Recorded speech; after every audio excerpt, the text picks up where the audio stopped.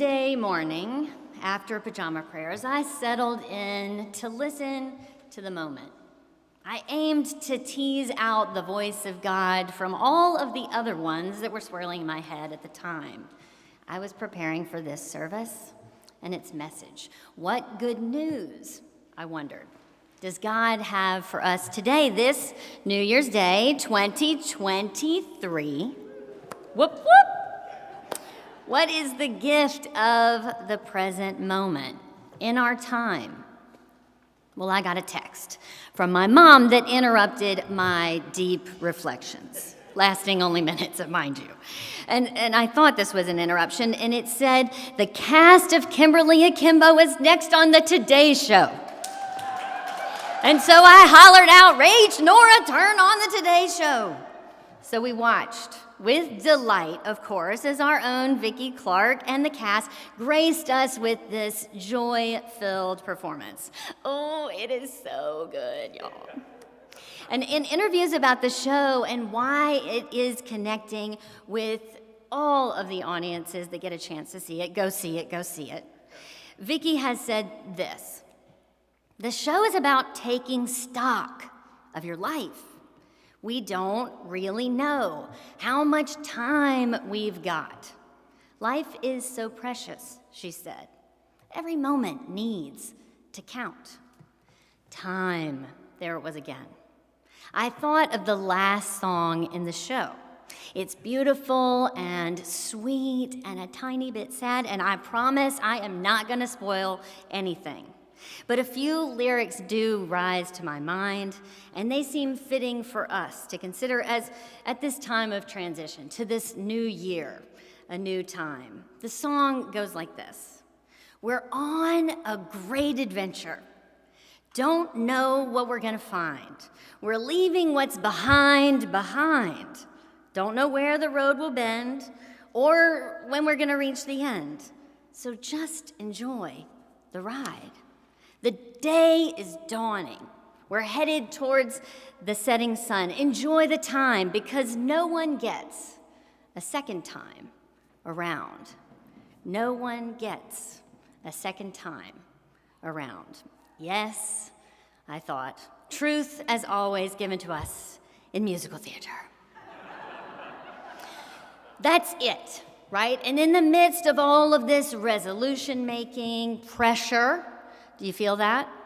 And this onslaught of body and self-shaming messages to, like change everything about ourselves, to be stronger and slimmer and smarter and somehow all around just better in the future.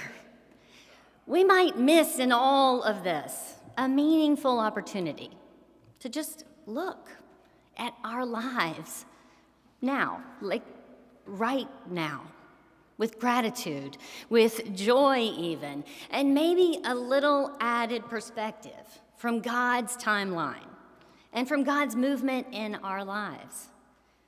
What time is it in our lives? What meaning is waiting to be discovered this season for us? What is God bringing to life in us personally, but then also collectively, right now? And it is tough not to jump ahead. In fact, it was a challenge for me in planning not to skip ahead to Epiphany because it's so cool, right? And it's right there in front of us. It is instinctual to run ahead in our lives, to anticipate the future, to grow up our kids too soon, to be so busy planning for that tomorrow that we might miss today.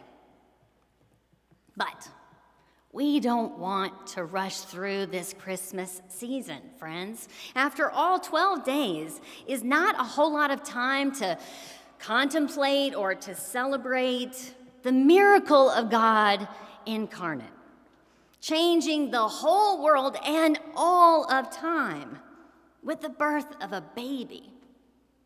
It's quite common to even rush Jesus along, to grow him up good so we can deal with him as an adult. But he isn't there yet if we stay right where we are in our tradition's observance. We're still in Bethlehem, and Jesus is just a little one, being cared for by his family and already being watched by a great many people.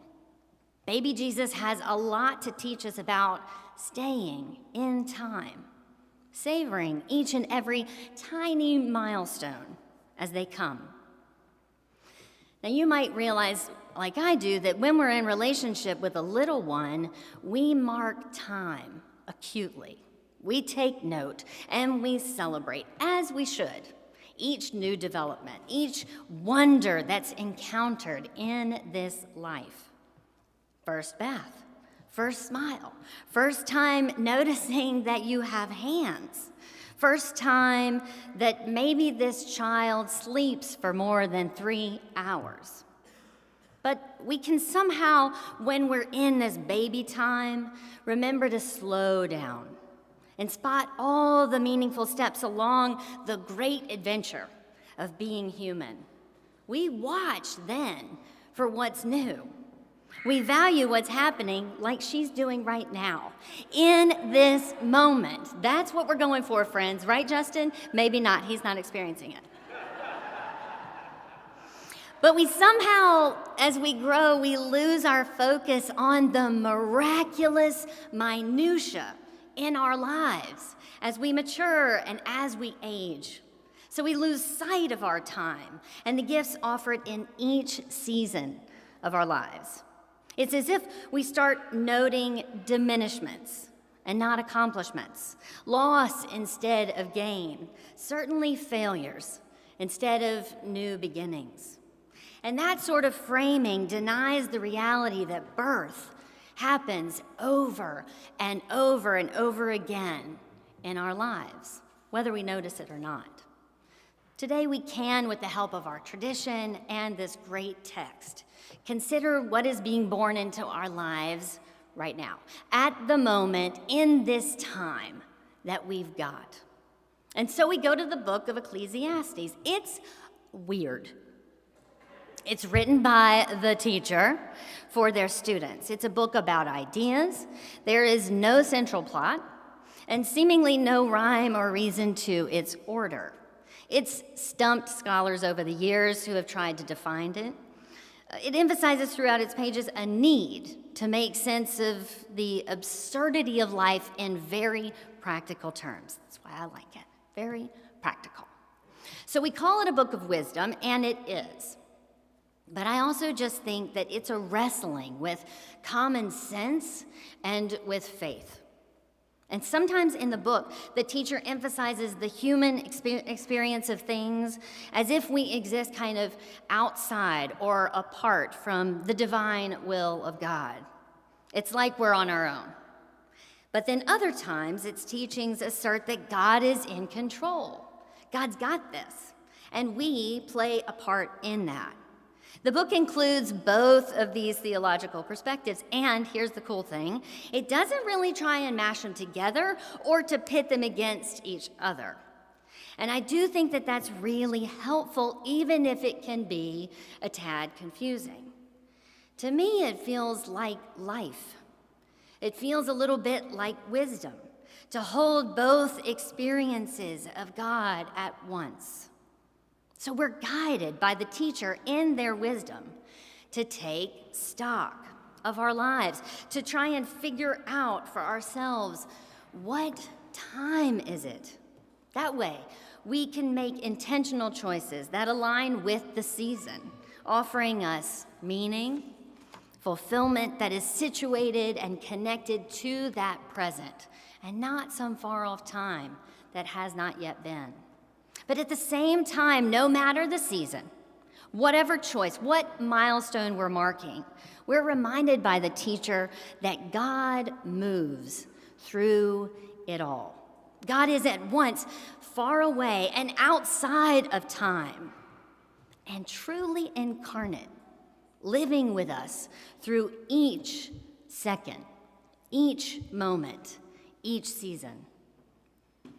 The other day in choir rehearsal, we were learning a new song for lessons and carols.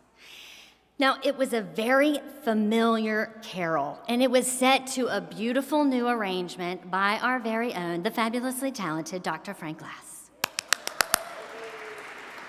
But here is the thing. It is a challenge to let go of what you know. It is very hard, right, choir, to distance yourself from an old tune, from an old setting. But you have to let it go to adjust to this new song. The old one, if you're not careful, it literally can just come out your mouth if you lose your way. You can get out of time, and holding to what was, you can totally bungle up this new song, just waiting to be given voice and shape.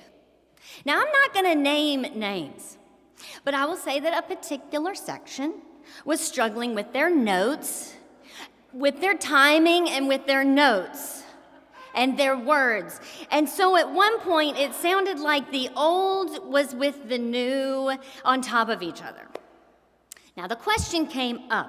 Are we holding the fermata on this measure, or are we not? What's the rhythm in this measure?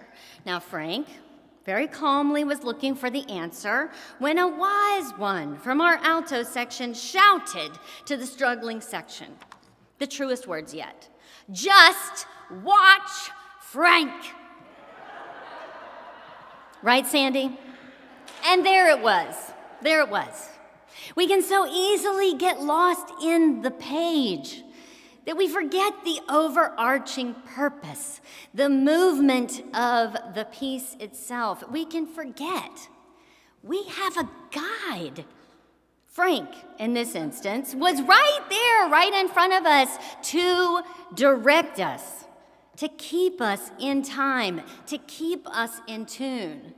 But half the time, our heads are in the dang books. So, if we can remember to stay in time, to take direction from our source, our God, let go of the ways of old, something new, something wonderful can be brought to life in and through us. And friends, I think that's what we can do at this transition. We can adjust to what time we're in right now, with our fulsome and grateful examination of our life. Then we can look for God's movement and meaning in our experience of it, attuning to that divine rhythm, God's will and way in this, our moment of now. And when we stop trying to run ahead, when we situate ourselves and when we lessen the fear of our moment by putting it into this larger perspective of eternity and God's time, we can better find our place in the moment, in our season. I think it helps us to locate ourselves by looking for what is being born right this instance, because that's where God is. Anthony Bloom, in Beginning to Pray, writes this, and I love it. There is absolutely no need to run after time to catch it. It does not run away from us. It runs towards us. Whether you are intent on the next minute coming your way or whether you are completely unaware of it, it will come, he writes. The future, whatever you do about it, will become the present. And so there is no need to try and jump out of the present into the future. The mistake we often make with our inner life is to imagine if we hurry, we will be in our future sooner. Like a little man who ran from the last carriage of the train to the first, hoping the distance between London and Edinburgh would be shortened as a result. Bloom continues, yet that is what prevents us from being completely in the present moment, which I dare say is the only moment in which we can be. There is a time for everything and a season for every activity under the heavens. No matter the season, everyone is under heaven, under our God who sees us and celebrates each milestone in real time, gifting us with new life all along this, our great adventure. So let us situate ourselves in this season, knowing that God loves us through it and into the next, whatever that will be.